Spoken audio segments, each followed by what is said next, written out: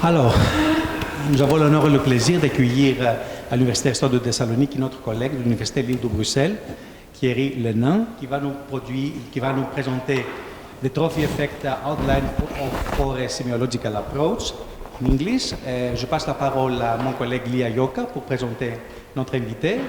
Je vous remercie de votre assistance, de votre présence ici. Yes, very, very briefly. We're extremely honored and pleased to be hosting Professor Thierry Lenain.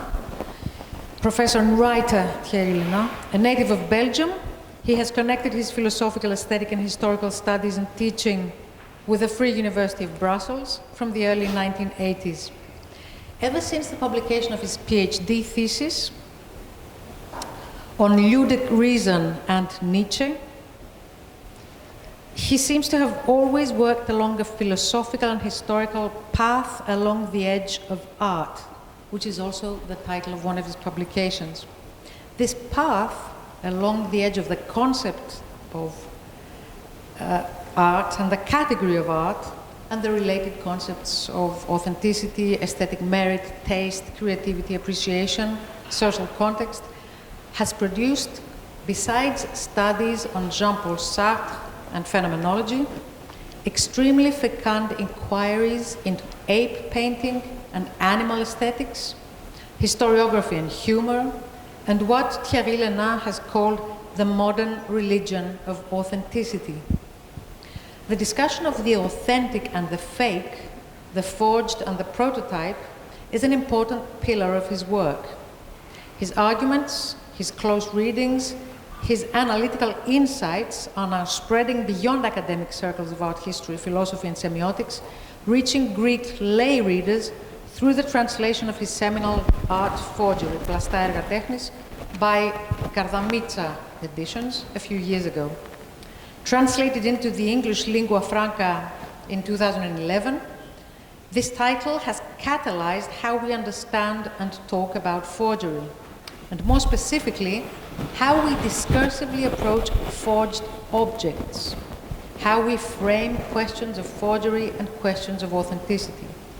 It's important to note here that although exhibiting forgeries and capitalizing on the paradoxical and immediately impressive or scandalous aspects of the copy has been a common practice in exhibitions, catalogues, and public discourse, Thierry Lenain soberly and meticulously fleshes out an epistemic position for the fake and for the prototype, theorizing the status of the concept of forgery in cultural history in general.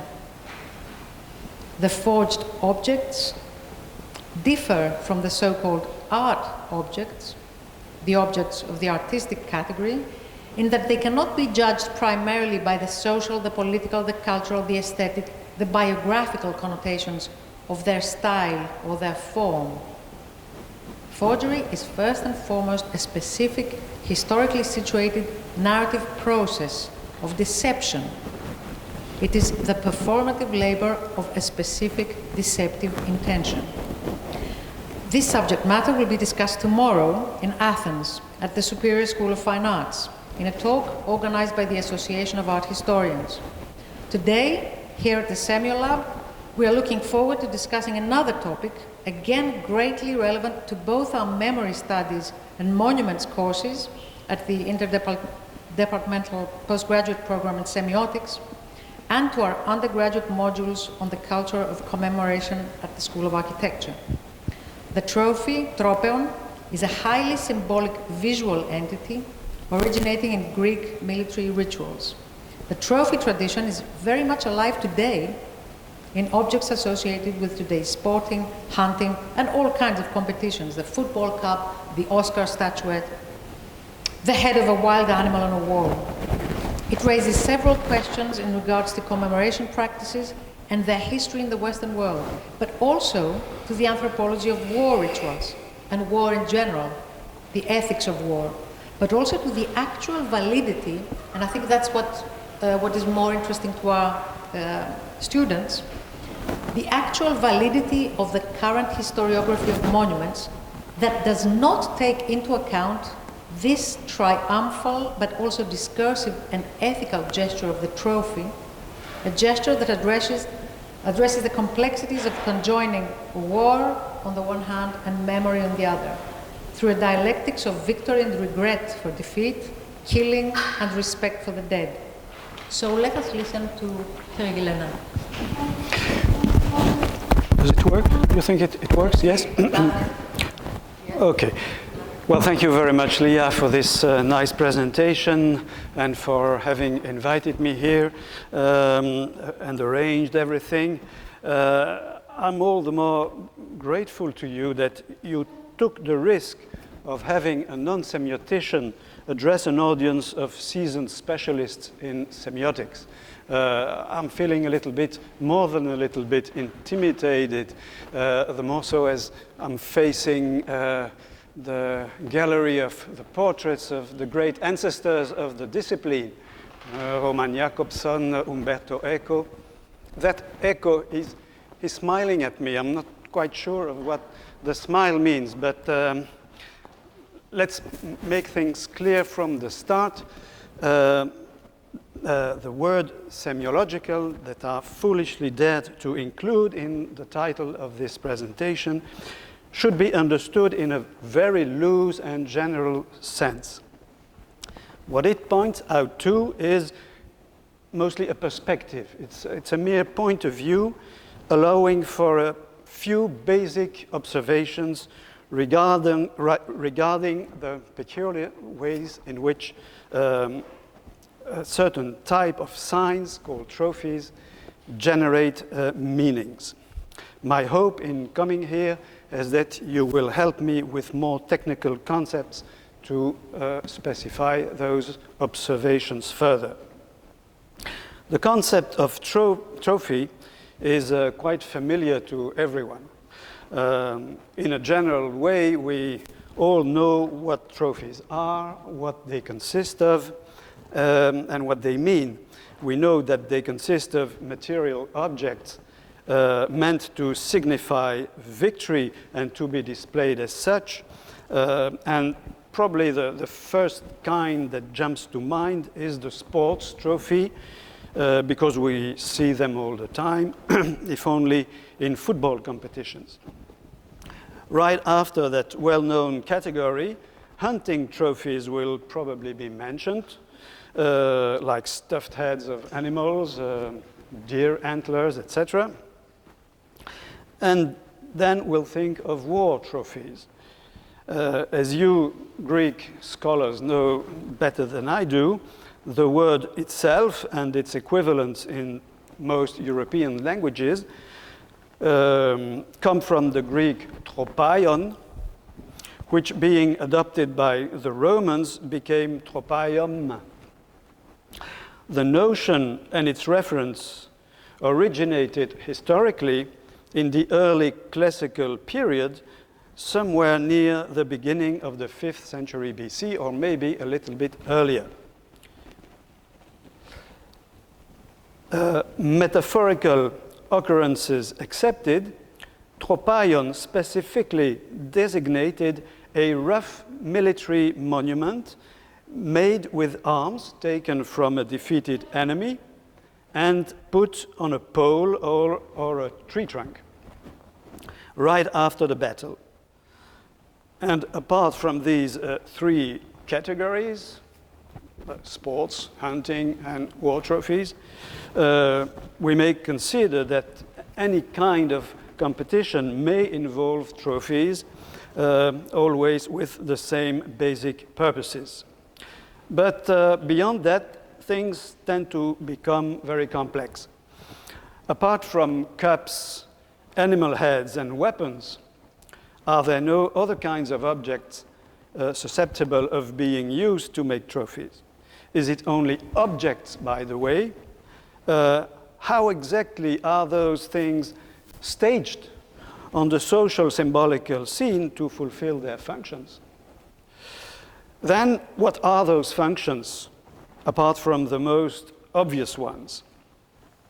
Not to mention that other tricky question, what is victory? How is it conceived in such and such context? according to which criteria, and what role do trophies play in that respect. Let's start with a few visuals. And to begin with, the more familiar species.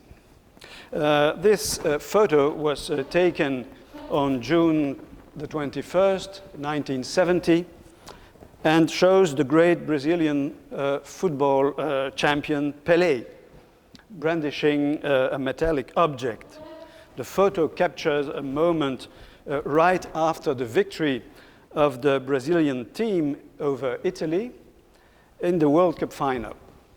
And here is the object in question. It's a statuette, as you can see. It was created by a French sculptor called Abel Lafleur and is known after the name of the president of the International Football Association who decided to create the World Cup, Jules Rimet. So his name is known as the Jules Rimet Trophy. It's been replaced later in the history of the World Cup, the Football World Cup. And it was made of gold-plated silver with inlays of lapis lazuli and engraved inscriptions. Now lost, it's been stolen. It represented a polygonal chalice raised by a winged woman dressed in antique fashion, a typical Nike. In ancient Greece and Rome, that figure often complemented representations of military trophies. Here is a red figure vase from the Museum of Boston showing a Nike installing a battlefield trophy. She's driving a nail through the helmet, and it's, figurative. She does it with her bare hands, but on other images, she can be shown. She's shown holding a small hammer.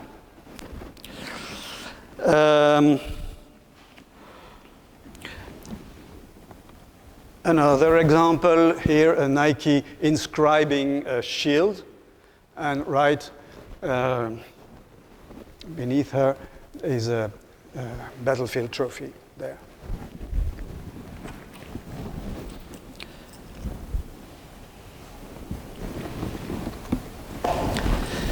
So to return to Pelé, several observations can be made about the photograph. To begin with, it shows a moment of extraordinary collective joy. Its obvious subject is a tide of explosive exultation engulfing the victorious team, and we can guess rebounding through a public made of tens of thousands of people. And then there is the main character, of course, Pelé, the captain of the winner team.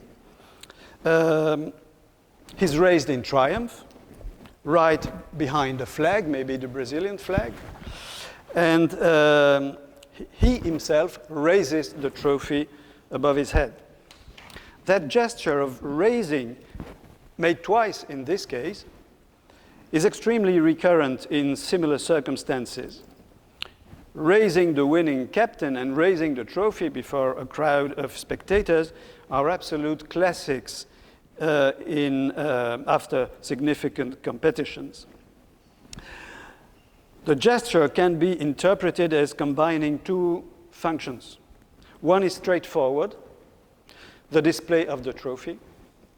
As a matter of fact, all trophies are made to be seen, to signify victory on a visual mode, and raising the trophy is, of course, a good way of making it more visible to all.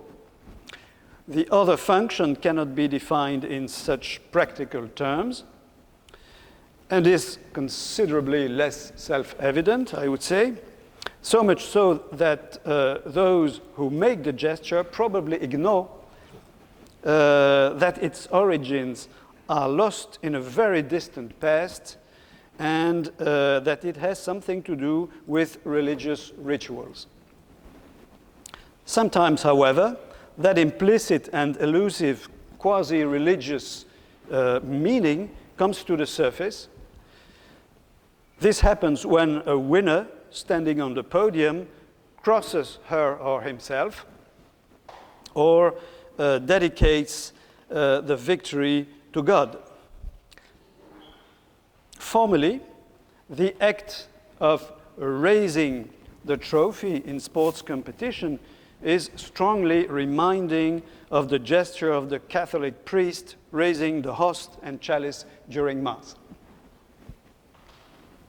There too, the gesture makes it possible for the participants to see the objects while pointing to the above, directing the Eucharist to where it comes from, the heavenly realm of the Christian deity.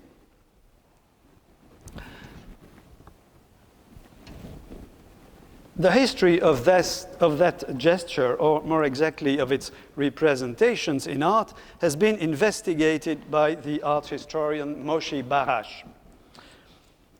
And this is an example reproduced in Barash's article of a painted representation of a priest performing the elevation of the host. This is a detail from Roger van der Weyden's triptych of the Seven Sacraments. Interestingly, Barash relates the gesture of a priest celebrating the Eucharist to the raising of the military trophy in polytheistic Greece and Rome. He doesn't mention this particular piece, but the very act of raising the trophy can be seen very clearly on the Gemma Augustea. I show you a detail from the lower part of it, you see. Barash does not include sports trophies in his study, but he certainly could have, even though the elevation in contemporary sports as an expression of victory is not explicitly codified by contrast with antique and Christian rituals. It rather appears to be a spontaneous enactment of something done mostly by tradition, with little or no consciousness of its origins, religious background, and anthropological significance, even though other aspects of the trophy-related practices in major sports competitions are strongly codified indeed, as is the case with the Football World Cup. You can't even touch the World Cup trophy even today. It's absolutely impossible to touch it if you're not a head of state, for instance. Only heads of states are allowed to physically touch the object.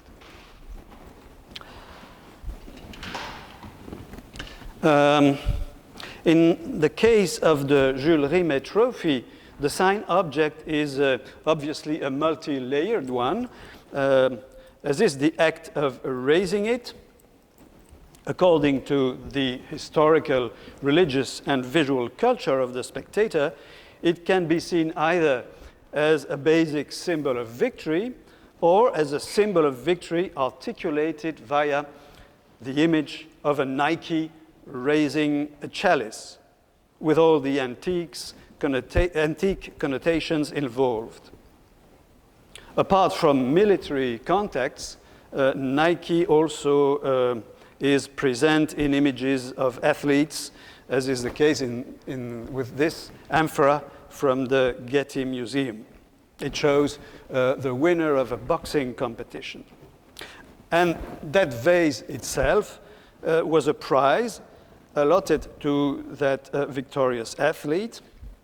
So in fact, the bowl or chalice held by the Nike in the Jules Rimet trophy is a type of object that could have been offered to the winner of a competition in ancient Greece. That way of rewarding winners in sports was revived in the modern period. It seems that the first known example dates from the 17th century. It was given to someone who was a winner in a jeu de paume competition. I don't know how you say that in English, you know. The fencing, no, not fencing. It's the ancestor of tennis, jeu de paume, you know, sending a ball with a racket. Anyway,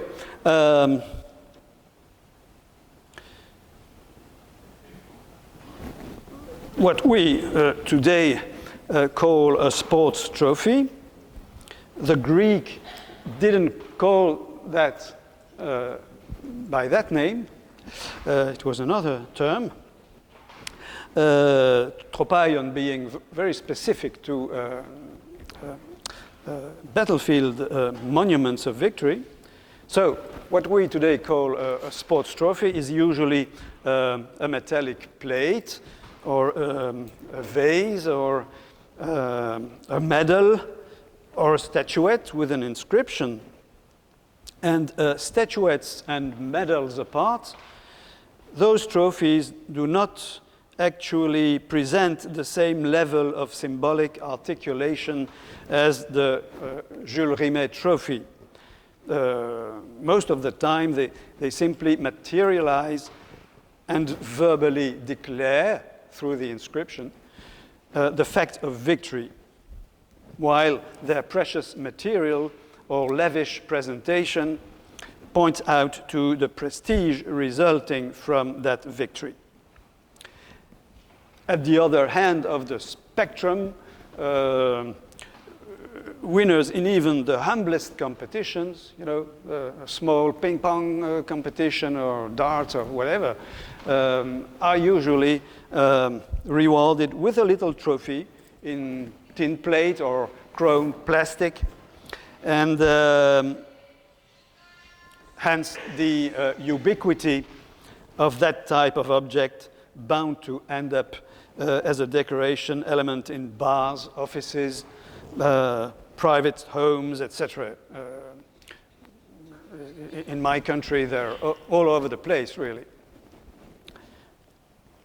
And then the initial function of being a sort of material certificate for a determined victory fades away, the object becoming a generic statement of optimism and a sort of vague good luck charm.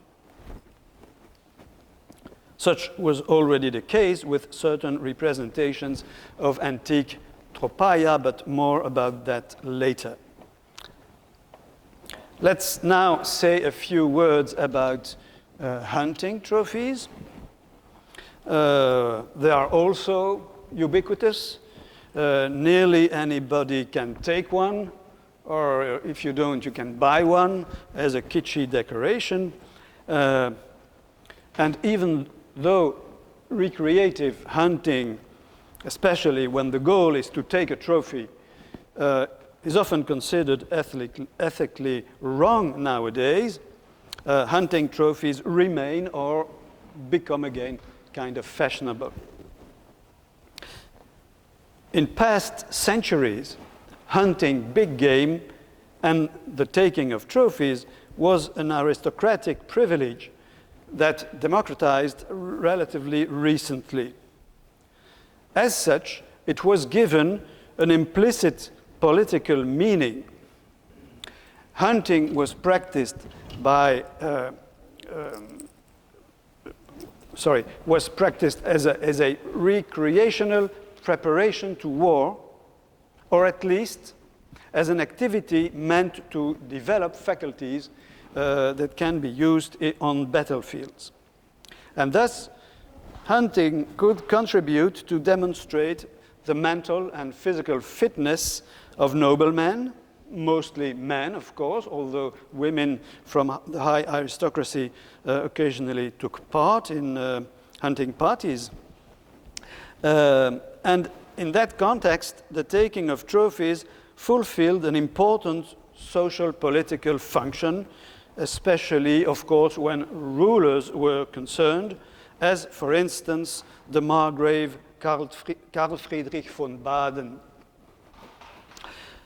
He was an important figure who embraced the ideas of the Aufklärung and later became Grand Duke of Baden. He was born in 1728. He was described as a pacific and good-natured prince with simple tastes and a philosophical turn of mind, but he nevertheless followed the aristocratic tradition of hunting. And this trophy of his that is in the Museum of Karlsruhe, in the Historisches Museum of Karlsruhe, as you can see, is affixed on a wooden panel painted black with an inscription mentioning the Margrave's name along with the date and place of the killing. With the sentence so pinpointing a narrowly defined moment in time and space, the trophy constitutes a sort of certificate authenticating the body part as the relic of a deft killing made by the Margrave. As such, it was meant to be a proof and almost a kind of memorial. Being a confirmation of the ruler's fitness, it might also function as a good omen, an expression of the good fortune of the ruler. It's important to note that hunting trophies do not say much about the victory itself. Of course, as we can see here, they yield information about the prey, and as in this case, they may contain information about the factual coordinates of the killing, but nothing other than that. They just say a killing occurred, referring to the fact without commenting on it. The Rimet trophy, by contrast, was a true visual discourse because it went beyond the merely factual expressed by the inscriptions, if only by linking the outcome of the competition with ancient Greece, giving it a long-range historical background.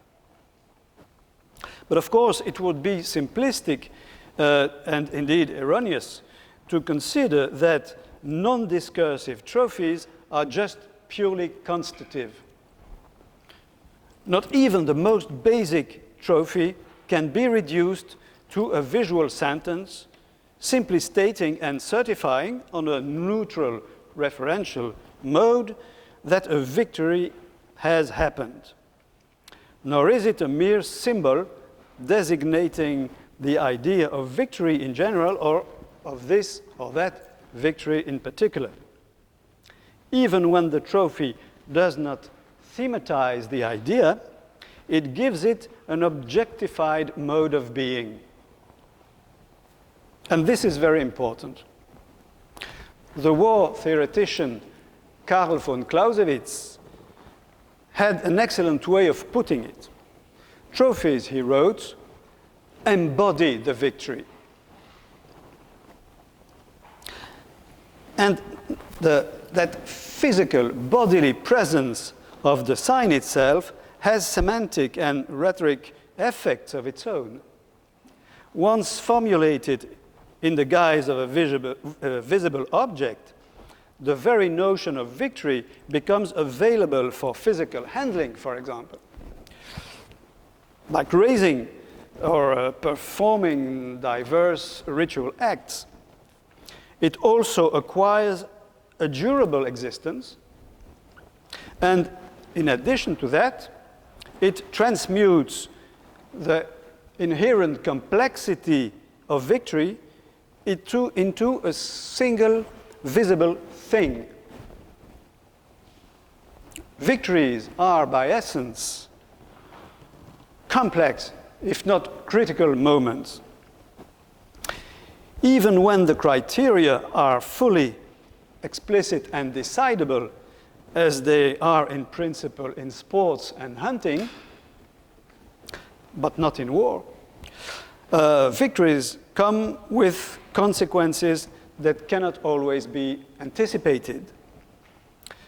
And when the criteria are not unambiguous, as in war, the victory may reveal itself to be extremely difficult to decide, so much so that the political theoretician G. Boone Bartholomew has argued that to analyze conflicts, we need a true theory of victory, of which he says it doesn't exist. It has to be invented. And that absence is a major blind spot in the study of war.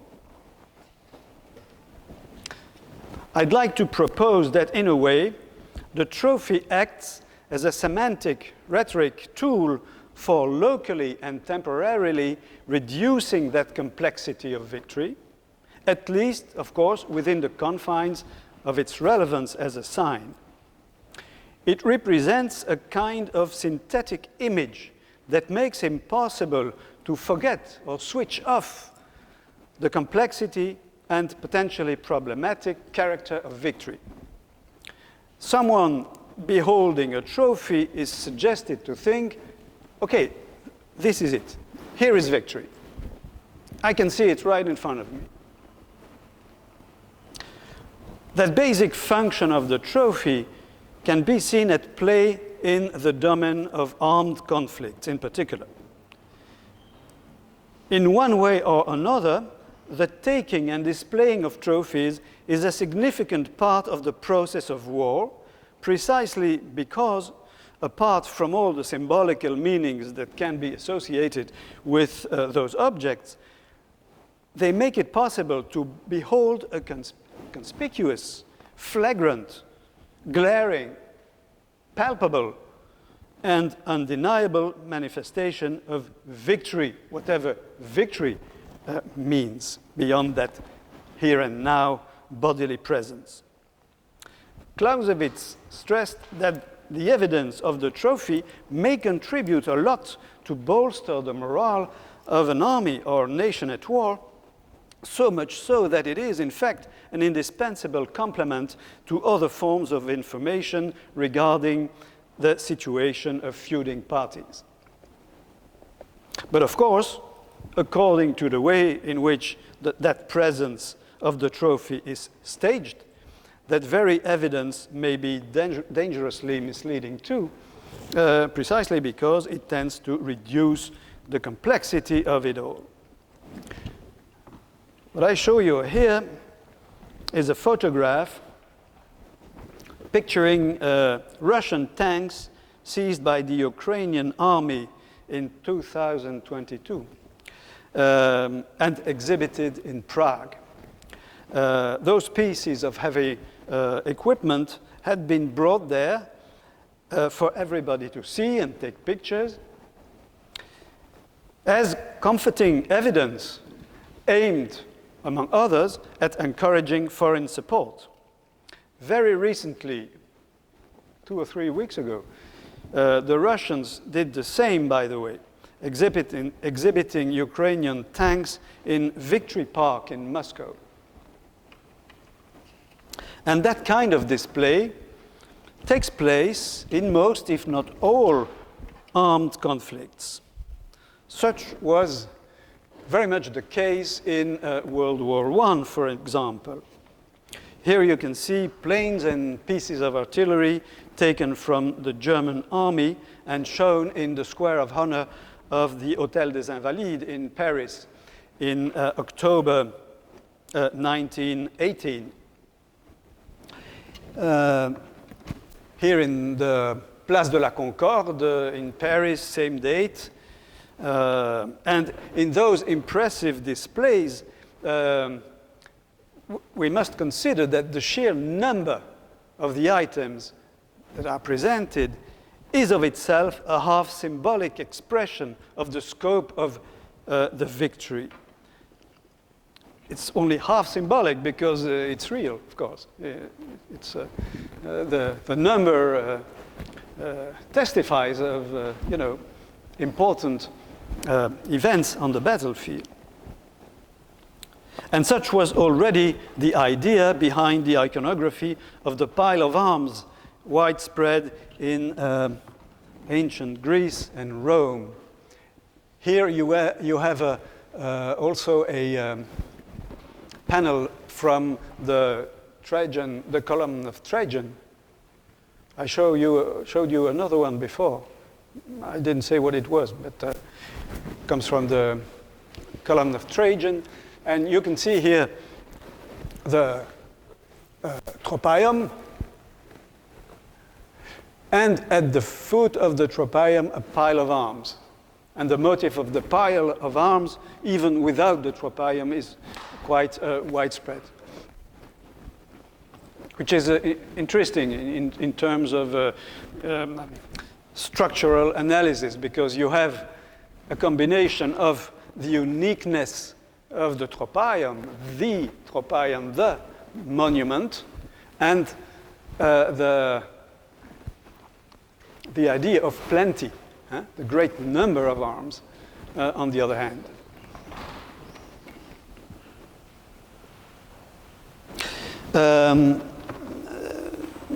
You won't have only big objects being staged as trophies in modern conflicts.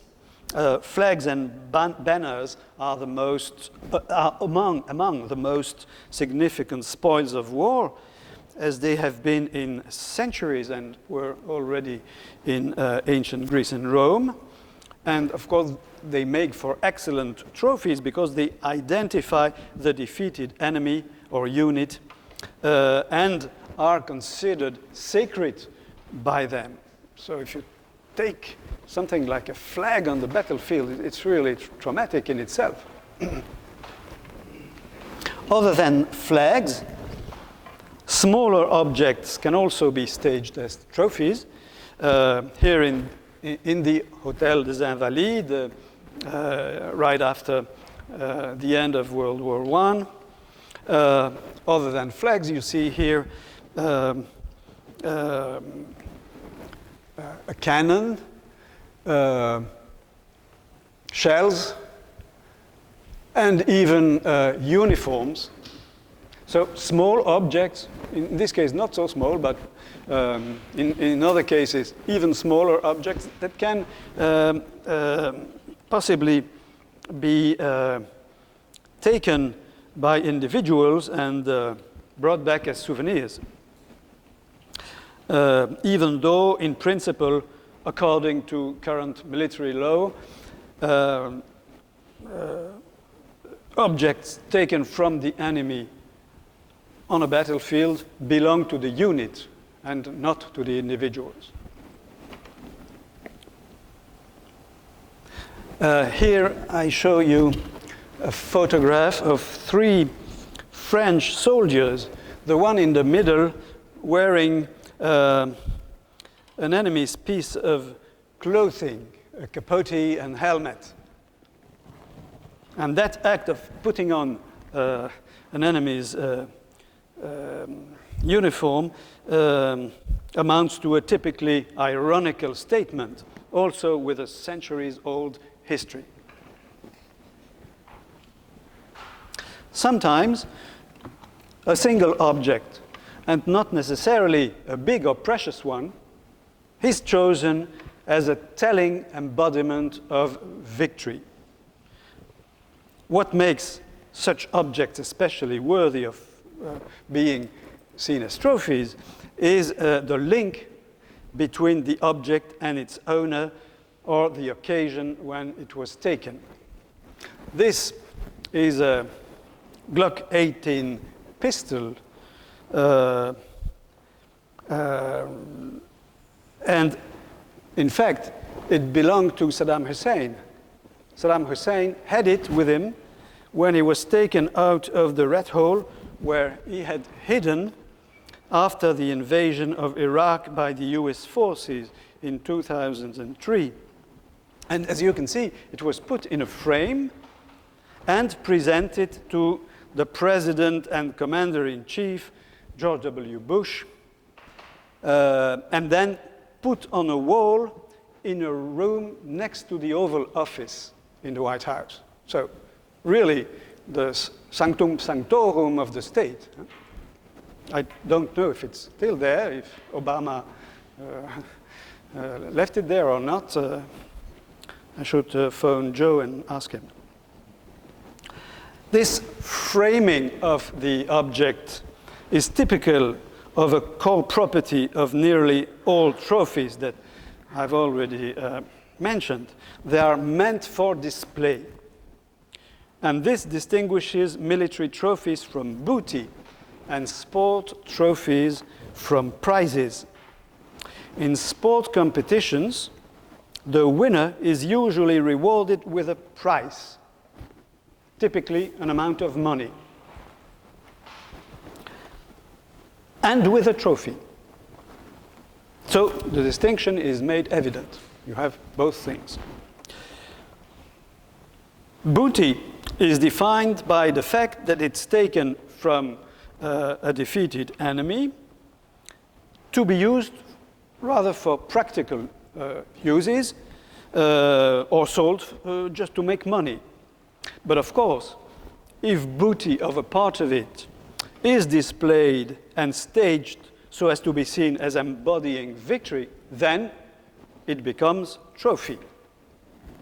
And that staging need not be permanent, nor is it necessarily incompatible with more mundane uses, which amounts to saying that the trophy effect is not so much inherent in the object as it depends on what is made of it or said of it. Objects of any kind can in fact be used as trophies, provided a link is established between it and the defeated competitor. Precious belongings taken from an enemy, such as artworks, may be conceived as trophies in certain circumstances, or just booty, according to the staging. In other words, the trophy effect can be activated or disabled, or simply disappear as the context changes, simply fall in oblivion. And that's why it can sometimes be extremely difficult to determine if an object was intended as a trophy at a given moment of its history. And such is the case with the many Oriental objects that you may find in churches or princely treasures. Some have been taken as trophy during the wars against the Ottomans, etc., or Saracens. But in other cases, they are diplomatic presents or simply have been bought quite specifically. And after a few centuries, you don't know. An interesting example of how the trophy effect can be disabled or switched off, if you prefer, is a passage in Ernst Jünger's memoir, Storm of Steel, in Stahlgewittern, first published in 1920. Jünger writes that after the Battle of Cambrai, he took the shattered helmet of a killed Indian lieutenant hit by a bullet in the eye. And that helmet ended in his, I quote, collection of similar things. Then, in a later edition of his book, Jünger added that after the war, he saw that gruesome relic as making a pair with his own pierced helmet. He had been wounded several times during the war. And so, being so defined as the counterpart of Junger's own, the Indian helmet could not be seen as a triumphal statement anymore, if that had been the intention. Instead, both helmets had become to him equals, two reminders of the hardships of war shared by the former adversaries, and implicitly a personal testimony of respect towards the heroes from the other side. So, to summarize a little bit, one basic feature of all trophies is that they are, by essence, entities meant to be displayed as embodiments of victory. But then distinctions must be made between different categories. One important dichotomy opposes war and hunting trophies on one side, sports trophies on the other. Only in the former category is the object taken from the enemy or prey. War and hunting trophies are spoils, staged as expression of triumph. Another, less stringent dichotomy separates hunting trophies made of body parts and war trophies usually made of artifacts. This important distinction was clearly made in ancient Greece and Rome. Both civilizations were in contact with at least one in which the taking and displaying of human body parts as embodiments of victory was widespread. Celts were known for being fierce headhunters. Apart from taking arms and offering them in temples, and also apart from erecting gruesome religious devices with corpses of enemies left to rot in the open air, Celts also took heads of enemies killed in combat, which they put in oil containers to preserve them, or exhibited in niches hollowed out in the front walls of their homes. But using human body parts as trophies was a barbarous abomination to Greeks and Romans, as well as a demarcation line between them and the barbarians. As they saw it, civilized people take the heads of hunted animals, not of enemies in war. A passage in Diodorus Siculus about the behavior of the Gauls is especially revealing in that respect. This is a funerary stela of a Treveri auxiliary of the Roman army. So a German auxiliary of the Roman army. We know his name by the inscription, Insus. On the left, you have the object as it is today, and on the right with a reconstituted polychromy. It was discovered in Lancaster in 2005 and seems to be a literal illustration of Diodorus's passage, in which it is said that the Celts used to attach severed heads of their enemies to their horses when coming back from combat. There you have the beheaded body and the head there attached to the horse. So you can imagine the scene. Hi, honey, look what I bring back. Many other cultures use human body parts as legitimate trophies of war, but But when the taking of heads, etc., occurs in the Western tradition, it's marginal, either clearly forbidden or at the very least not officially allowed. Nevertheless, it occurs in nearly all conflicts, in the Vietnam War, of course, in the Second World War, etc. Now, if body parts could not become trophies in ancient Greece and Rome, the question is more delicate when it comes to living persons. As far as booty was concerned, taking prisoners as slaves was common practice indeed. The iconography of prisoners tied at the base of the Tropaion appears in the 4th century BC in Greece, and that iconography spreads and becomes standard in Rome, while living prisoners of high rank were forced to walk in chains before the chariot of the triumphing general in triumphal processions, and were sometimes put to death right after that procession. Here I show you something you certainly know, because it's here in the Museum of Thessaloniki. It's a headless statue of a Roman emperor wearing a cuirass, maybe Hadrian, 2nd century AD,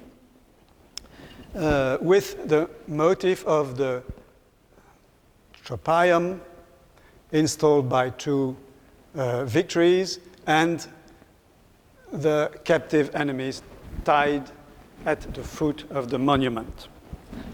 Show you a complete view of this, what remains of that statue, and you can see on our right the figure of a kneeling woman, and without any possible doubt there must have been a male counterpart on the other side.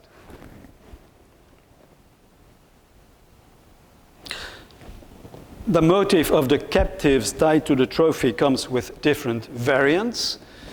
The male barbarian is often bearded and hirsute, while the female prisoner is shown weeping. There also is, I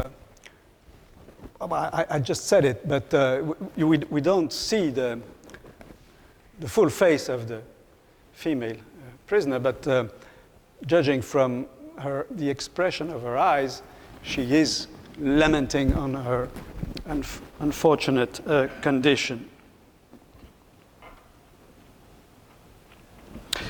That iconography of the captives associated with a battlefield trophy is very formulaic. The figures at the foot of the pole are sometimes smaller than life. It's the case here with respect of the whole statue.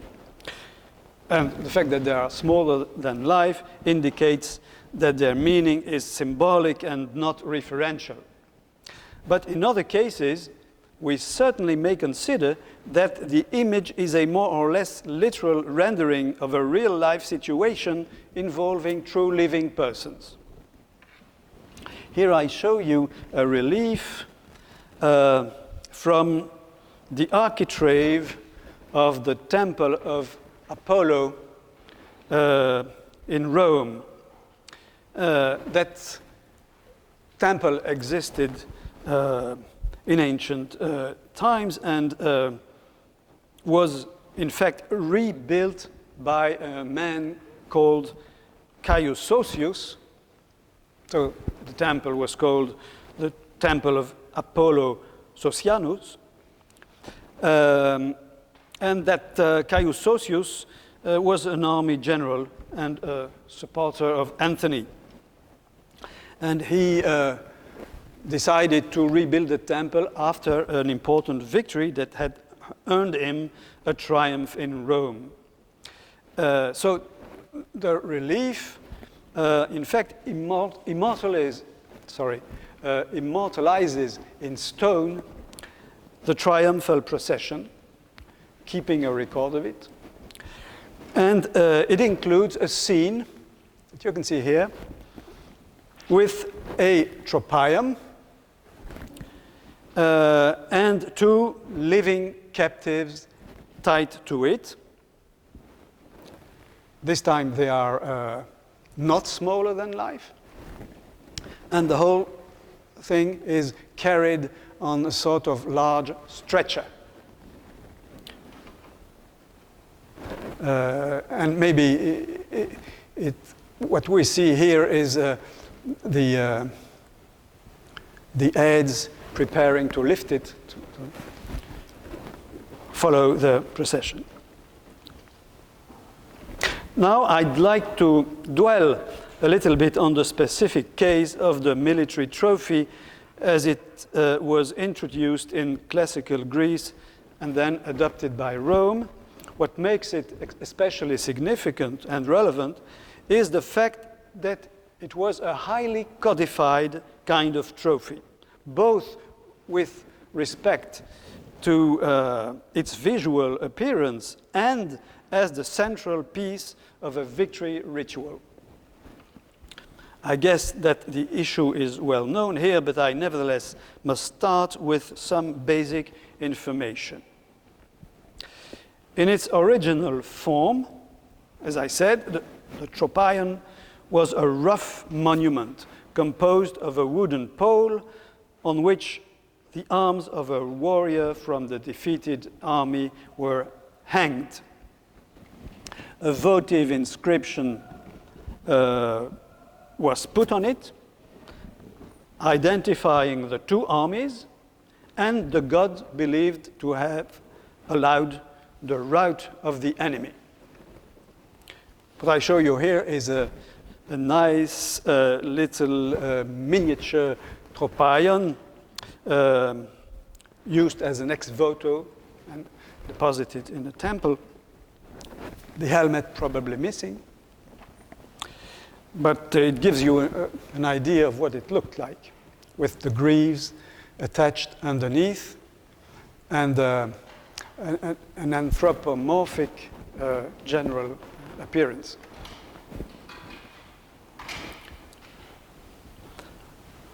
This is a representation, and in fact we only have representations, with the only exception of a most impressive real tropaeon from the Hellenistic period, now in Munich. Apart from that one, no other real antique battlefield trophy survived. That kind of monument was not meant to last for centuries. Made of wood, it was left to decay, which took only some years or decades. It was an essential piece of the classical Greek military ritual and had to be erected after every victory, even minor ones.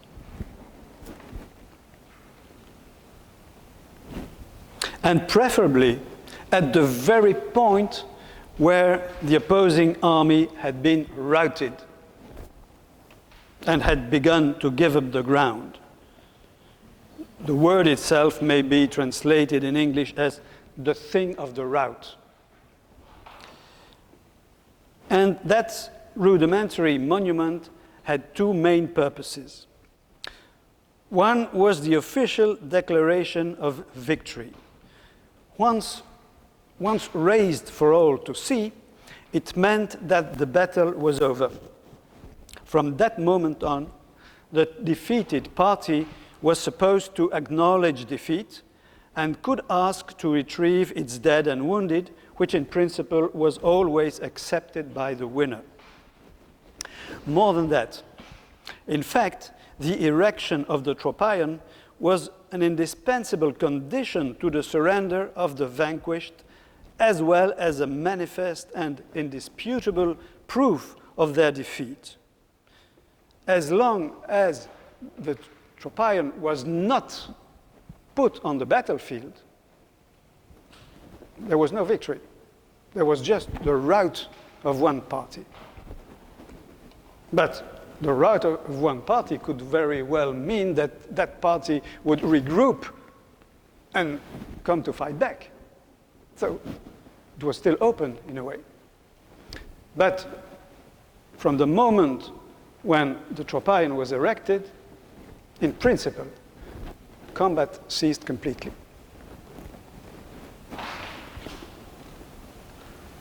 In other words, the trophy of arms changed the raw fact of the rout of one party into the victory of the opposite side on a typically performative mode. The other main function of the tropaion was votive. It was a way of expressing the army's gratitude to the god of the rout. Named by the inscription, it was usually Zeus, then called Zeus Tropaios, although other deities were sometimes involved too. So by way of the inscription, the trophy was offered to the god, and that offering was presented in the name of the whole state. This is important. In Greece, it was the whole army, and behind it, the whole state that dedicated the trophy, never an individual, never the general of the army, the whole army. It was essentially collective. And then the booty was taken, mostly composed of arms and persons to be sold as slaves. And of that booty, 1/10 was due to the gods and carried away to sanctuaries. Let's note that the custom of offering arms in temples predated the emergence of the tropaion. It's already mentioned in Homer, and was also present in other populations. I mentioned the Celts. Thus, the tropaion can be conceived as a specific outgrowth of that older custom. The idea must have been that before the delivery of the decate, one panoply had to be given immediately and on the spot, and it was preferably the most beautiful one, the one that had belonged to the general of the opposing army. And it was a little bit like an advance on payment of the whole tithe, as it were. This is also why, aesthetically speaking, the beauty of the tropaion depended on the beauty of the arms it was made of. The wooden structure itself had a resemblance to old sacred wooden statues covered with offerings. But of itself, it was little more than a prop for the panoply presented to the god of the road. While the making of the arms was a truly artistic operation, especially as far as the protective equipment was concerned, the making of the tropaion as such was not. Besides, if the panoply hanged on the pole was chosen for its beauty, beauty was not an absolute requirement. The raising of the trophy was also, for the victorious army, a way to take the god as a witness. Once declared through a sacred offering, victory was religiously sealed. Insofar as it was supposed to have been allowed by a god, the enemy's stampede manifested that God's presence on the battlefield. The road was almost like an epiphany of the god of the road. And the trophy would materialize that divine eruption and make it visible in the form of an object while being a way of expressing gratitude. Hence the fact that, apart from quite exceptional cases, the monument was respected by the vanquished, who would not dare to bring it down by fear of provoking the god's wrath. So the battlefield tropaion was meant, above all, as a performative and votive utterance. Several symbolic functions could also be involved, according to the context, as well as a memorial function whose importance would grow. The Greek of the 5th and 4th centuries BC also called tropaion a monument of a different type, made to last well beyond the few decades that was the life expectancy of the wooden type. Meant to replace the initial trophy and also built on the spot, but only in cases of exceptionally important victories, that other kind of trophy was made of stone or stone and bronze and was composed of a base or a column supporting the representation of a trophy of arms. And it could then become a place of worship, as in Salamis, Leuctra, and Marathon. Speaking of the trophy of Leuctra, it was reconstructed in the 1920s, somewhat creatively, I must say, but using antique blocks found on the spot. In the Hellenistic period, the trophy of arms became a widespread iconographic motif, present on public monuments and coins, among others.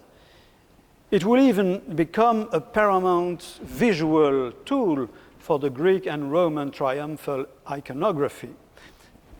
In the Roman period, the Roman imperial period especially, that monumental aspect will increase considerably. And such development is particularly striking in the case of the Trophy of August in La Turbie, right above Monaco on the French Riviera. A construction towering at some 50 meters high. And the same holds for the Trophy of Trajan in Adamclisi in today's Romania. It was also rebuilt, of course, but using models and elements found on the spot. And you can see the impressive tower with the representation of a trophy of arms on top of it. Regarding the ritual itself, involving the in situ installation with real arms, it faded and finally disappeared in the imperial period. From then on, the trophy of arms became a figurative motif whose meanings revolved around a triumphal theme, the glorification of emperors, and also around more general ideas pertaining to success, good fortune, and the benefits of a good peace-bringing war. That cloud of symbolic meanings will reappear much later when, starting from the Italian Renaissance, the trophy will become ubiquitous again in architecture and the decorative arts. Here I show you a Roman sarcophagus, possibly of a Roman general killed in the wars of Marcus Aurelius against Eastern Germanic peoples in the 2nd century AD. And no less than 3 tropaia can be seen on it. You can see one here. Another one at the other end of that side with a sculpted face, which is unusual but not unique. And one more here, if I see, if I'm right, yes, here, on top of it.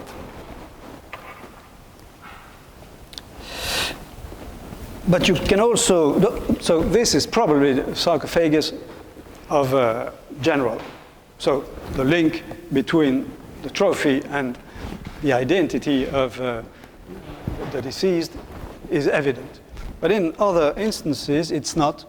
as, for example, on the mausoleum of Cecilia Metella in Rome, on the Via Appia, 1st century BC. You can see a tropaeum with a captive, only one in this case, associated with a bucranium and a garland. And of course, the link with the defunct is necessarily indirect in this case, as opposed to the former example. The motive may pertain to the valor of Cecilia Metella's lineage, and it can also carry more general meanings such as good omen, success in the afterlife, etc. You can even find it on very simple objects, like, for instance, this oil lamp, terracotta oil lamp, now in New York. And we have a Nike with a cornucopia here, a shield on an altar, garlanded, and 2 lares militares. And the Nike holds a portable trophy. That motif of the portable trophy is typically Roman. There is a legend according to which Romulus once left the battlefield with the trophy on his shoulder.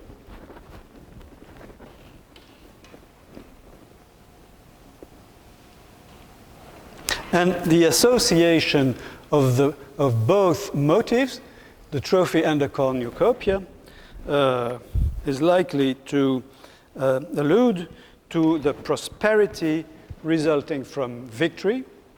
There is probably no literal relationship between the lamp, which is probably a domestic utensil, and the motif of the trophy-carrying Nike. So in a case like this, the motive may have been a sort of good luck charm, something like that. And as a general rule, by the way, you can also see that the motive itself, by virtue of what actually is a battlefield trophy, can signify either war or peace, because you raise the trophy after the battle. Or it may signify both, peace resulting from a good war. So it's a plastic symbol. It can be, used in very different contexts. And what I would now like to do, if I still have time, yes, yeah, is to present a synoptic table as an attempt to map the complex landscape of meanings related to the main functions of the antique military trophy in its different declinations. The synoptic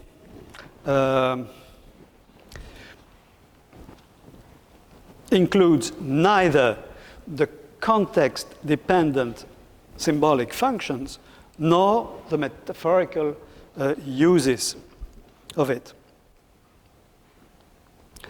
And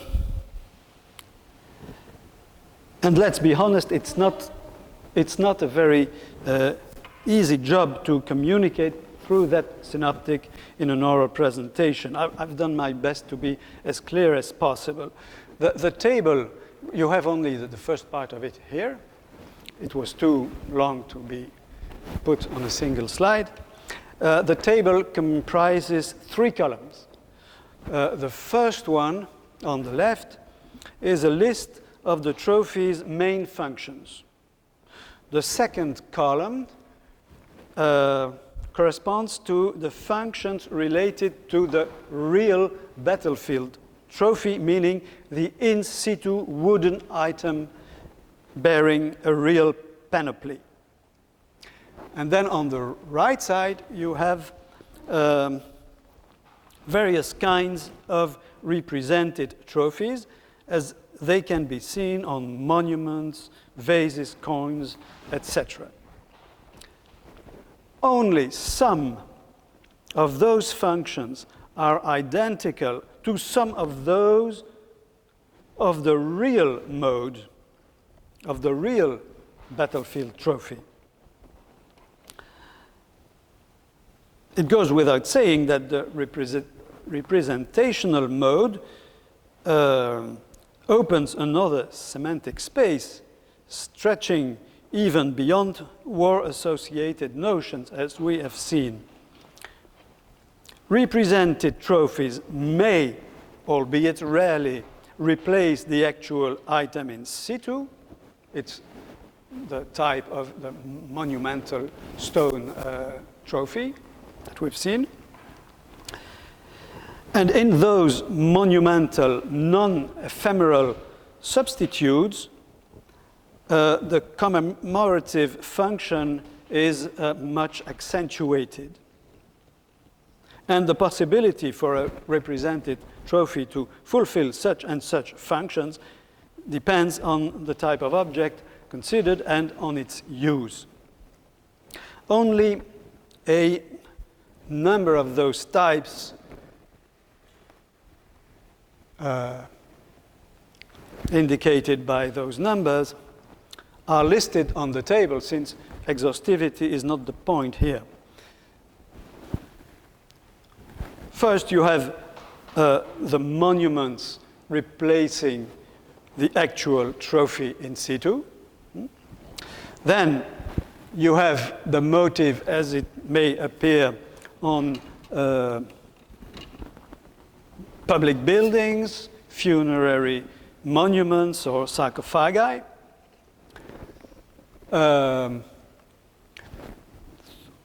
3 is for coins. 4 is miniature trophies deposited in temples as small offerings. And 5, everyday objects such as vases, oil lamps, and jewels.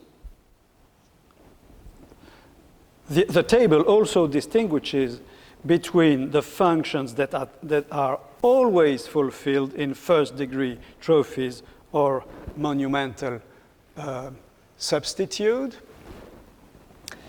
and those that are only possibly involved in other representations.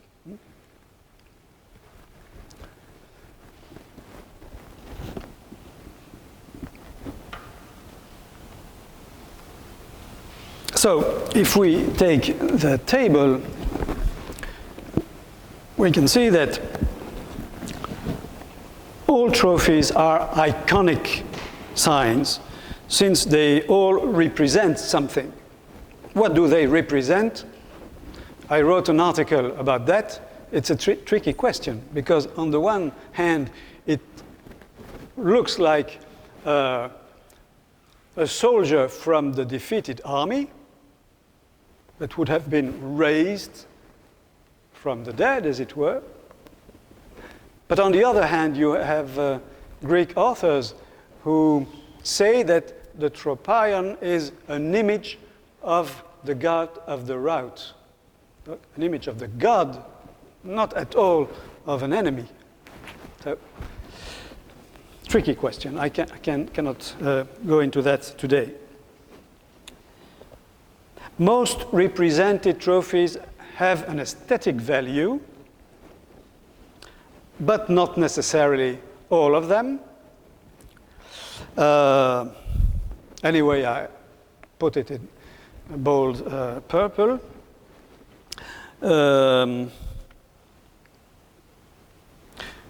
As regards representations it's not always the case. For instance, on coins, the motif is often reduced to a very schematic sign needing only to be recognizable and not as an artistically elaborated representation.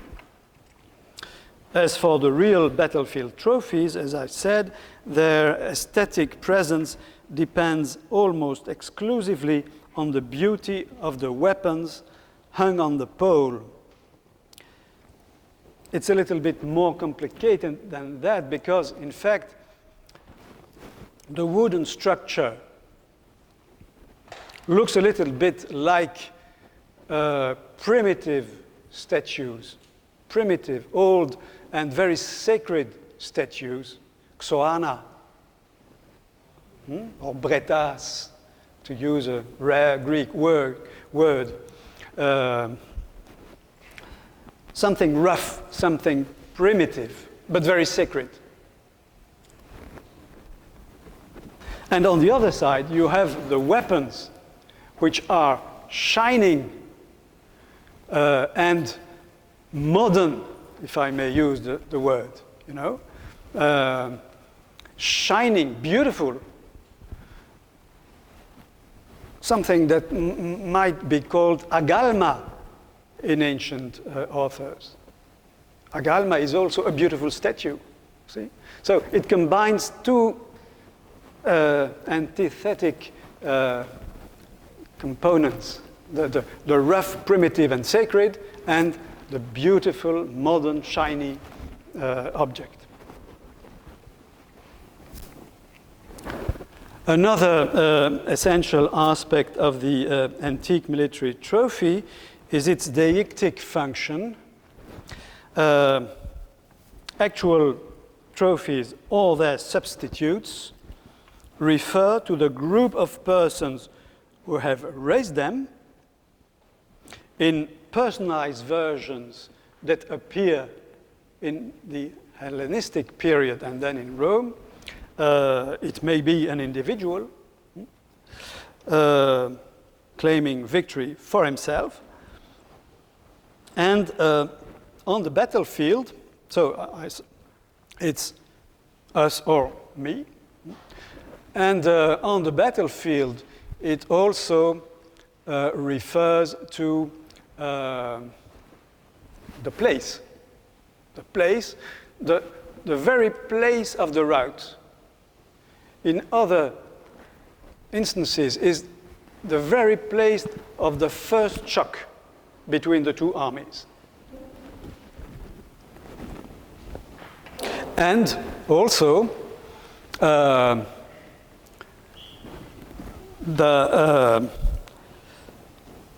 real battlefield trophy refers to the moment itself, but only when it's just been raised, of course.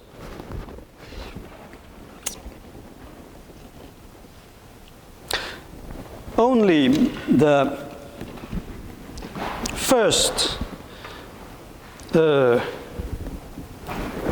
degree real battlefield trophy variety is concerned with the performative function, not the substitute and not any represented trophy.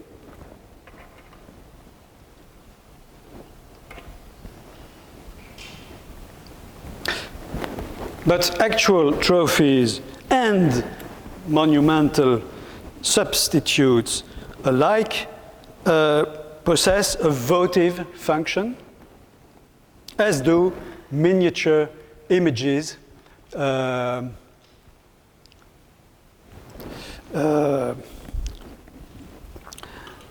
deposited in sanctuaries.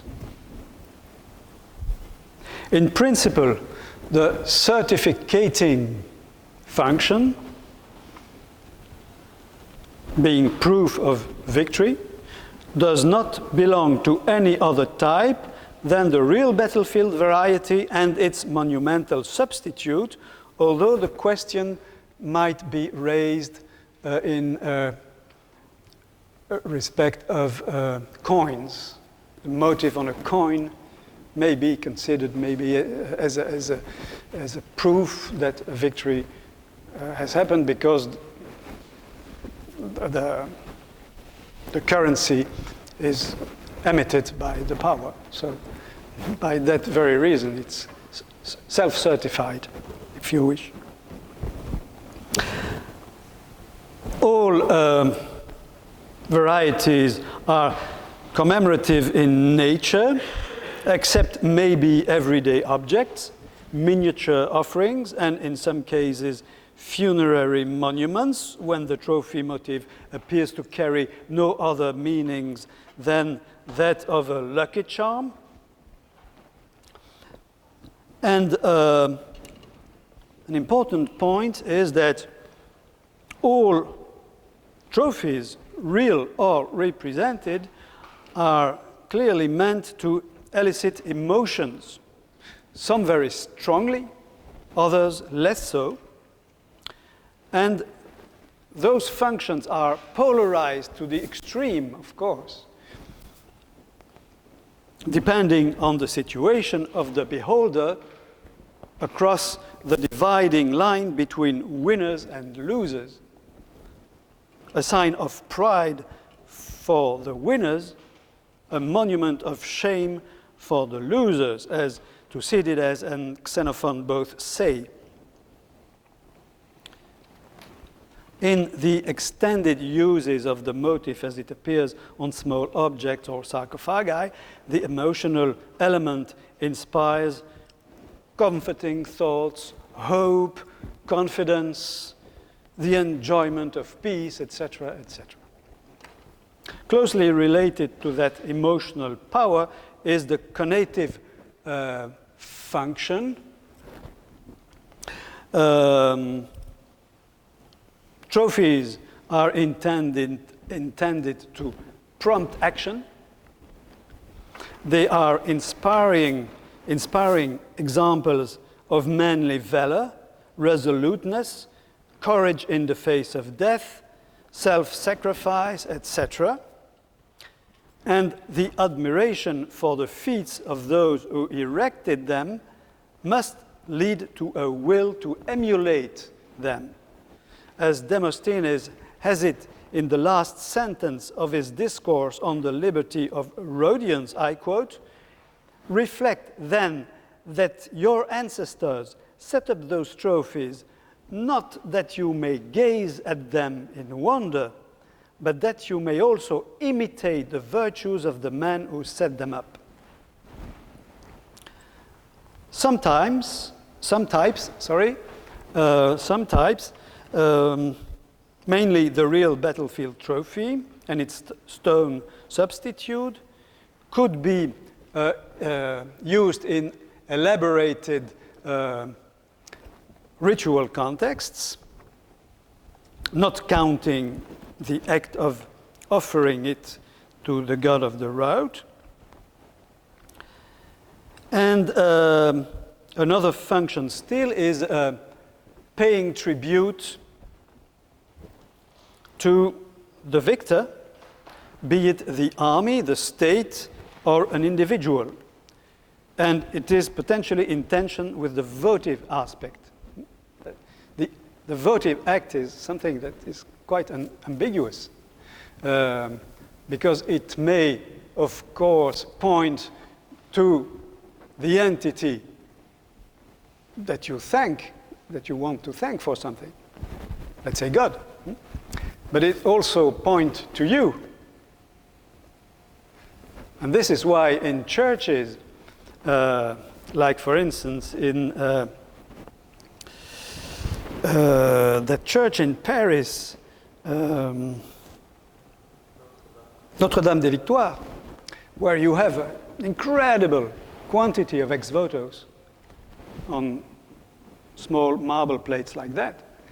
Some bear the name of the dedicant, but some don't.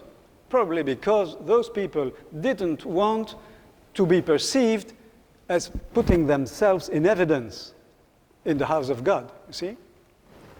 So there is room for tensions on a semiotic level. One role is protective, either on a psychological mode, as a warning to would-be enemies, or maybe in some cases on a supernatural and near magical fashion as an apotropaic sign. And this mission is close to the luck-bringing virtue of the trophy. That protective function is probably apparent, though quite hard to prove, when the trophy is used as a motive on breastplates, for instance, as on the image of the emperor, which I showed you. It can also be found on the right side of the Prima Porta statue of August, almost on the back. Protecting the back is very important. Last but not least, they also convey first order or second order symbolic meanings revolving around the general idea of victory. And on the second order meanings, you have metaphorical meanings, which I didn't want to go too much into today. And then you have, of course, that embodiment function. I don't know how to define it in semiotic parlance. Maybe you have a word for it, but it's very, very important. So, you know, well, this is it. Very basic, as I told you. There are things I didn't talk about. For instance, exaggerated uses of the trophy, fraudulent uses of the trophy, trophies set up when no victories occurred.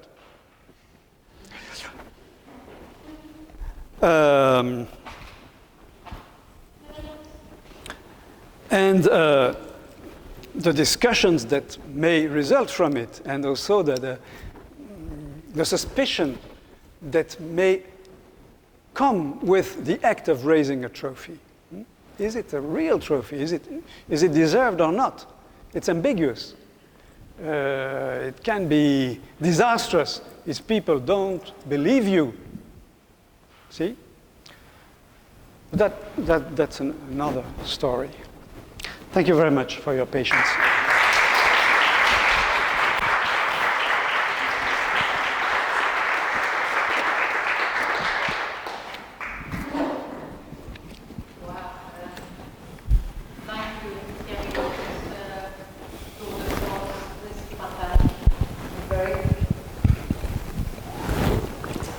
Broad presentation. Would you like to pose any questions in English or Greek or maybe French? Start with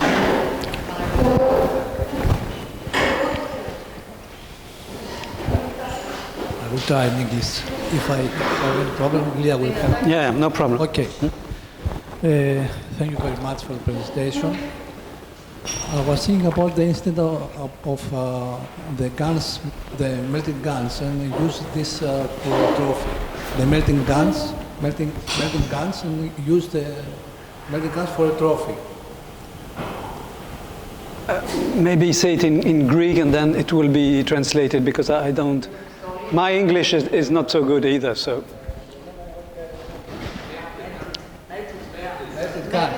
Melting weapons. Melted weapons. Melting weapons, yes. Okay. Use for a trophy. Use for a trophy, okay? Okay. We have the the column of Van Damme in Paris. The column of Van Damme in Paris. Yes. Which is an example of this. Yes. It was made for as a trophy. Yes.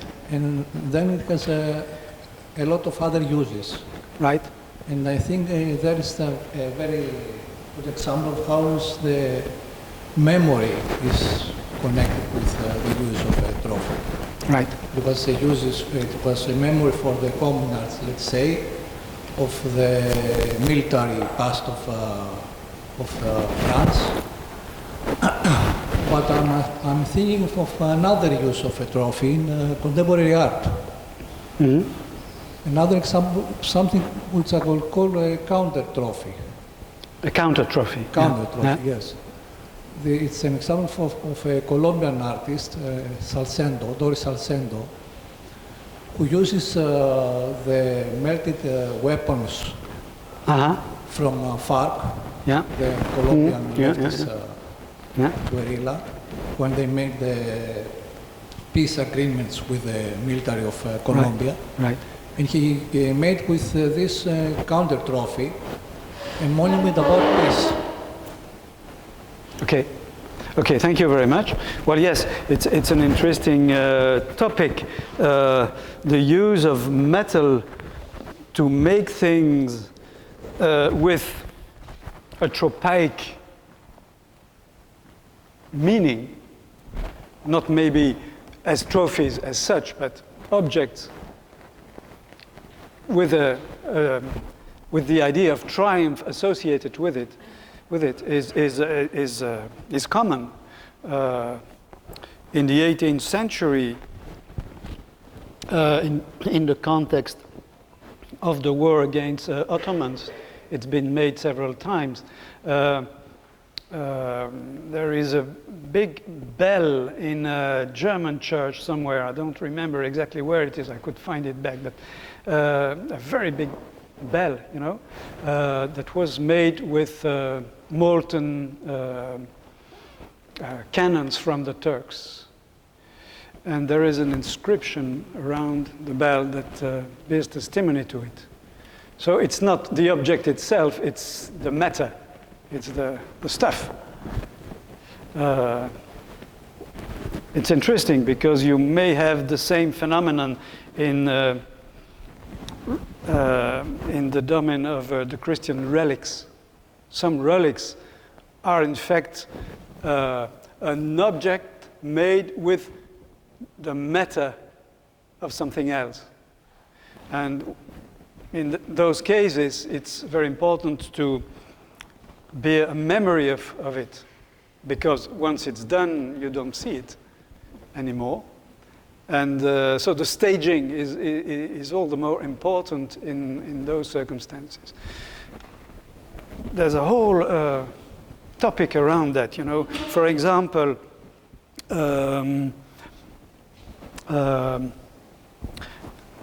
liturgical clothing for priests have been made with the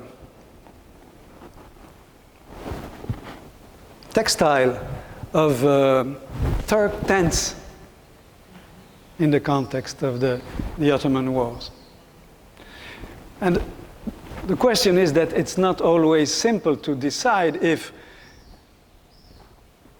there is a knowledge of that fact, or if there is an intention to claim victory, you know, Christianity against the Muslims, or if it's just been used because they are splendid textiles. It's very, very delicate. And the melting of arms, metal is always precious. It was extremely precious in ancient times, which is why, except from items found in tombs, you don't find many of them.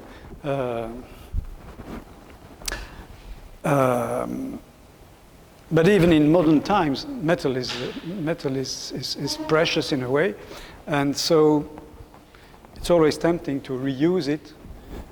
And then the question is that reuse of the material clearly staged as a tropaic act or not?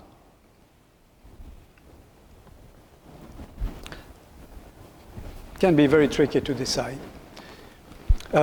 And there also are legends about that. For instance, if you come to Belgium, you can visit the site of the Battle of Waterloo. And on that side, there is a sort of mountain, artificially made. And on top of that mountain, there is a big statue figuring a lion looking in the direction of France as a warning, don't ever come again. And when I was a child, I was always told that that lion was made with the French cannons. In fact, it's not so. It's a legend. But it's significant that the legend exists. So thank you, yes. And if you could write down for me the name of that Colombian... I'd be glad, because it's an interesting aspect of the topic too. You know, the hijacking of the tropaic iconography by contemporary artists. There are several names which I have in my papers. I don't have that one. Of course, we can understand that as a general rule, the triumphal theme is not very popular today. It's a little bit hard, psychologically speaking, to read the literature on war in ancient times, especially. And it's difficult to accept that idea of, you know, expressing satisfaction for having put to death hundreds and maybe thousands of persons. And it's not so surprising that contemporary artists chose to put it upside down.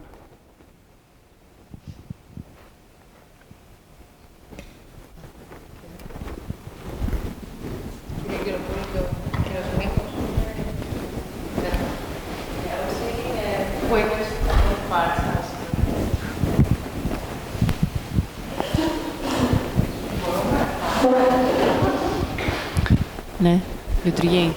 Ναι. When you mentioned the body parts, yes. The human body parts as trophies, I was thinking it's a story of my grandmother, but I guess it happened in a lot of other occasions. When these trophies were not a symbol of victory, but it was a symbol of what's going to happen, that they exhibited the body parts in order, the revolutionaries, they exhibited the body parts, so now the Germans had to kill, so it was like a provocation. Yes, and, okay. Yes, okay. Yes, yes, of course. That's the case with atrocities in general, something that you make and that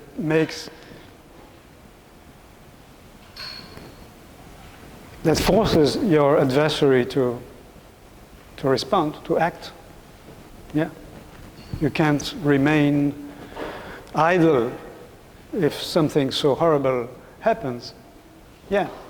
That's something that can be related to the cognitive function in a way.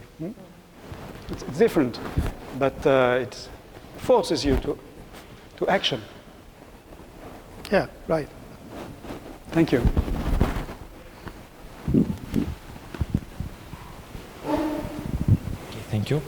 I found it quite intriguing, the fact that, as you demonstrated,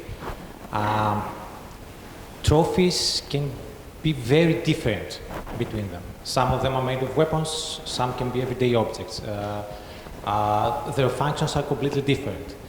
And during the presentation, there were a lot of things or everyday actions that came to mind that I thought I could categorize them as trophies, usually not within the military context. For example, the action of from the parents raising a newborn baby. Of what? Of what? Raising a newborn baby. Oh yes, yes. Of fertility or something like that. Yeah, right. Of course, in the end, you said that there are many other kinds of trophies that maybe do not involve winning, but also I was wondering how something that is so difficult to define is very recognizable and identifiable by us. I think most of us would have no problem identifying something used as a trophy, but we cannot tell what a trophy is. So how is this possible? I would say it's the case with many, many things, with many behaviors, something that we do, we know why we do it, of course, because we're not crazy, but we would be at pains to explain why. The case of raising the baby, I never thought about that. It can be, of course. There can be something tropaic. The birth of a child may be a sort of victory against the fact of not having a baby, you know? And the fact of raising it may be a way of, I don't know. I show you that wonderful victory, and I thank some entity for it. Yes, definitely. Yes, that's a very good example. I never thought about that. But there are also many other types of tropaic uses of things, not only of things, by the way. In this case, it's not a thing, a baby. A wife can be a trophy. You know the expression, a trophy wife.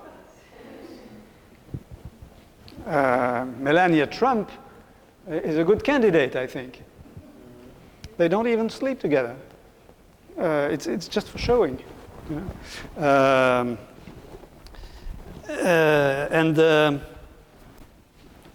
Objects associated with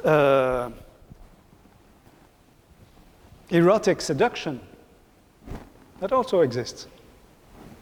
Sometimes on a sort of, you know, collectioner's mentality.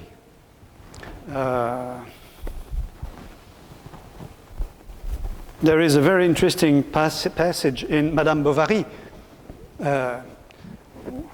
in which Rodolphe has a little box with small objects taken from past conquests, you know? And these objects are not meant to be shown to everybody, but to be shown to himself, yes.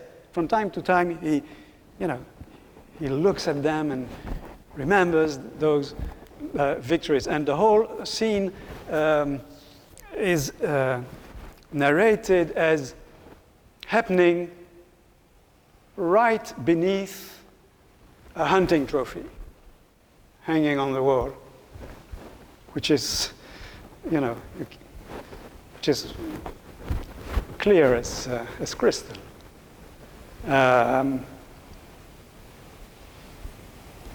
So you know every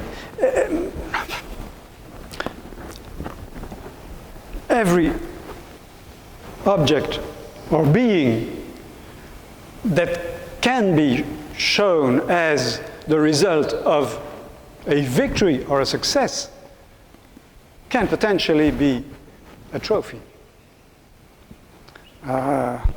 People who, for instance, frame their diplomas, put on the wall.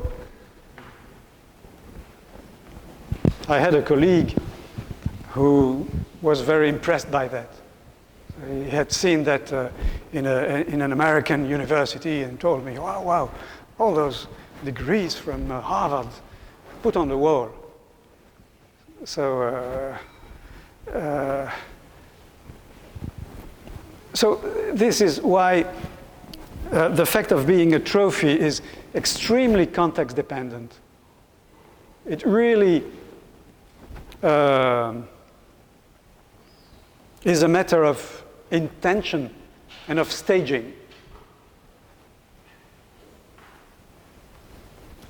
In the case you mentioned, Madame Bovary, can we make the distinction between trophy and souvenir?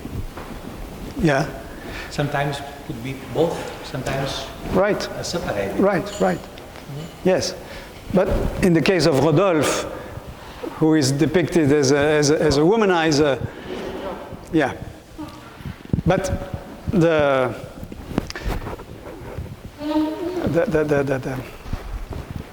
separation between souvenirs and trophies is sometimes very hard to draw. Yes, trophies are souvenirs.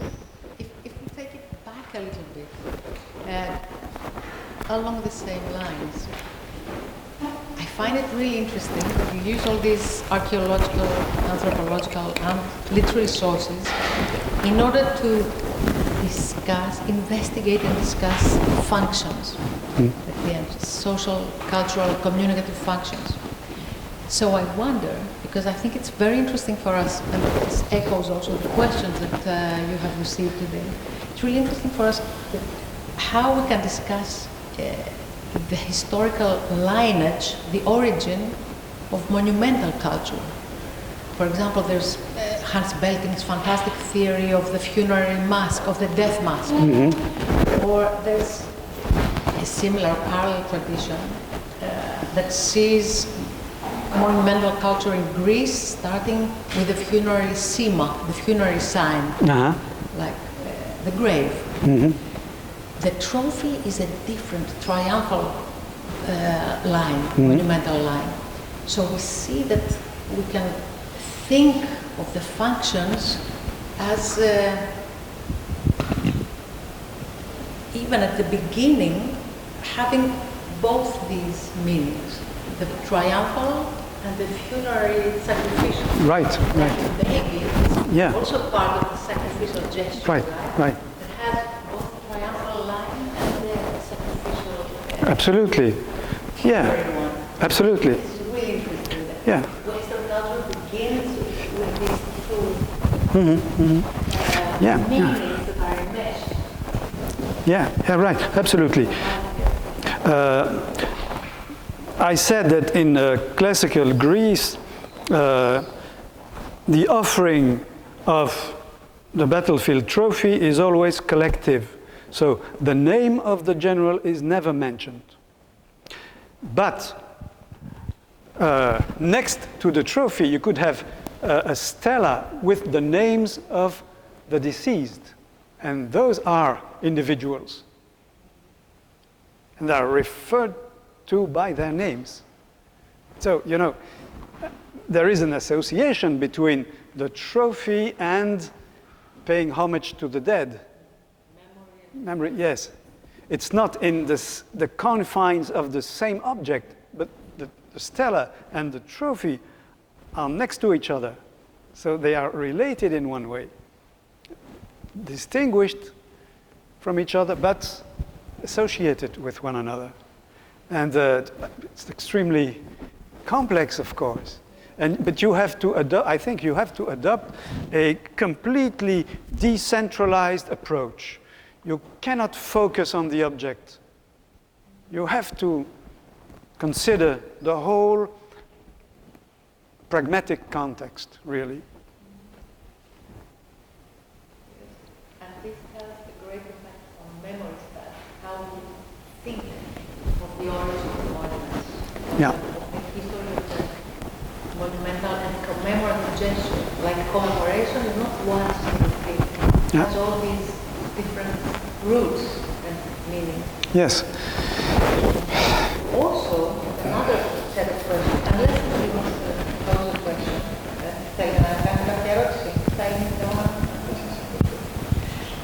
think another set of questions opens up on museums and how they de-ritualize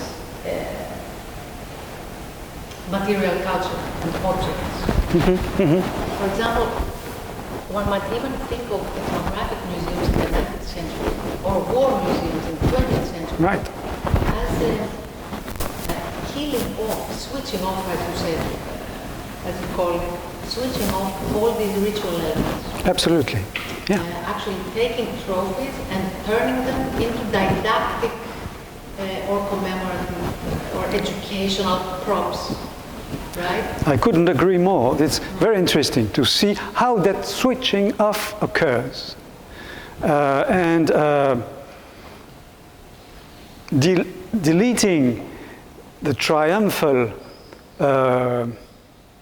subtext of objects presented in museum is absolutely indispensable today. So you must go to unusual places to see, for instance, colonial museums where that component it's still visible. Yes. It was the case. Tried to do it again. Yeah. But well, you know, in museums in general, a good deal of what is presented was once booty or trophies, including artworks, of course. But also in war museums, army museums, almost all of the objects were trophies, requalified as didactic items. And it's vanishing now. There is a tendency to hunt those remaining traces of triumphal ideology. In the Museum of the Army in Brussels, which has been quite neglected for a number of years, you have a section about the colonial wars. And there you have absolutely objects that are presented as trophies, taken on such and such battle, usually against slave merchants. That was just one of the justifications of the colonial enterprise. You know, fight the slave market, but I don't even know if it's still there now. I saw it a couple of years ago, and the museum now is completely overhauled, and you won't see that for a long time. It's disappearing. It's vanishing. That brings us to the third big set of questions on the widening gap between these museum representations of trophies and the reality of the war today, which is much less ritualized. Right. Because it is also happening on the symbolic level of the mass media. So if we take the trophy to be the kind of ritual limit of warfare, like the end of conflict, the certification, as you say, of who won and who lost. Today, there is no such point. No. Right. The end of the ritualized conflict. Right. It's much worse on the reality of the real, of the level of the real. Yes, absolutely. The development of photography has, in a way, put an end to the certification value of the trophy. Because if you take a picture or film something, you have the proof in a way.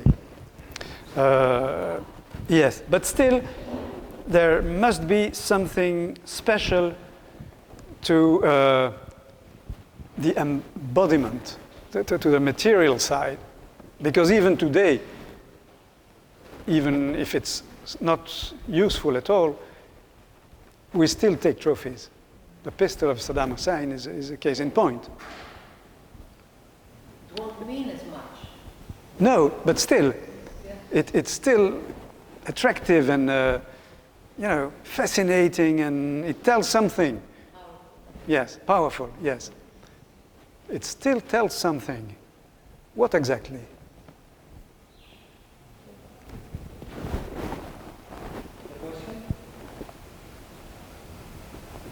Thank you. Thank you very much. Yes. The last question.